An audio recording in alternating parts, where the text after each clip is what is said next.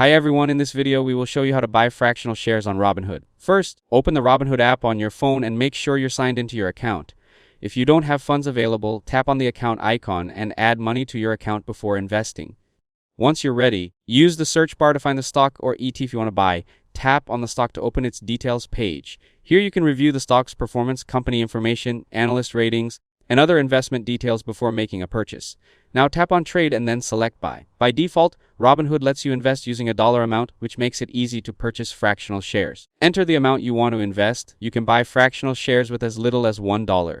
If you prefer, tap on dollars and switch to shares to enter a specific share amount instead. Fractional shares allow you to invest in expensive stocks without buying a full share.